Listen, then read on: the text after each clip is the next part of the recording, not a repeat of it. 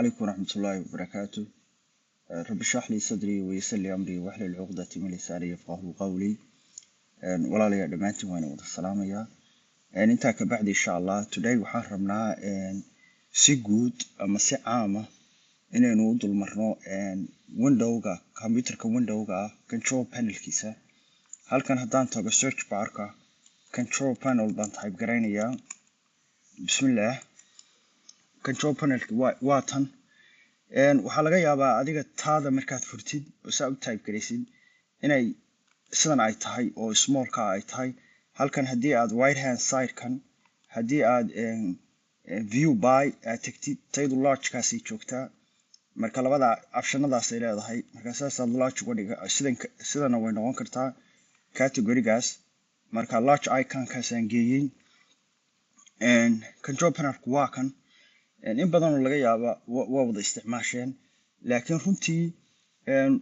faa'iidooyinka ay leedahay waxaa ka mid ah computerkaaga oo dhan waxay ku khulaasaysay inaad maamuli kartid waa nooc meel hoggaan aad u isticmaali kartid haddii aynu si guud u dulmarno haddii kaba soo qaad kale waxa rabtaa users inaad ku dartid cusub computerkaaga awlaadaada laga yaabaa xaaskaaga laga yaabaa ama sawjkaaga users kana tagaysaa password ka rabtaa inaad bedeshid user account kana tagaysaa systemkaaga baad rabtaa inaad wax ku ogaatid memorygiisa ha noqoto storagegiisa ha noqoto waxaad tagaysaa systemka halkan aad tagaysaa waxaad rabtaa inaad securityga defenderka aad tagtid waxaad tagaysaa hadda window defender firewall kana tagaysaa ama firewallkaaga internetkaaga inaad adjustment iyo maamul aad ku samaysid printerkaaga rabtaa inaad maamushid halkan aad tagaysaa devicekaaga keyboardka extra oo computerka lagu xiro iyagoo USB la isticmaalayo waxaad ama wireless ha noqdo waxaad device management kaas baad isticmaalaysaa. marka control panelku wuxuu leeyahay maamulka guud buu leeyahay inuu controlka guud buu leeyahay networking iyo sharing centerki halkan programs and features waxaad rabtaa programma aad hore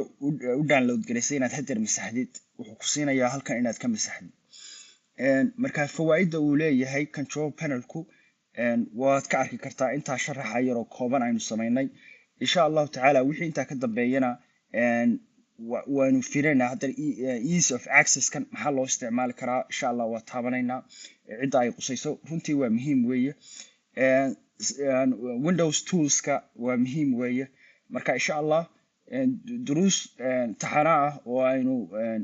control panelka aababka ku jira mid u taabanayno waa samayn doonaa insha Allah tabaaraka wa taala wa salaam alaykum wa rahmatullahi wa barakatuh.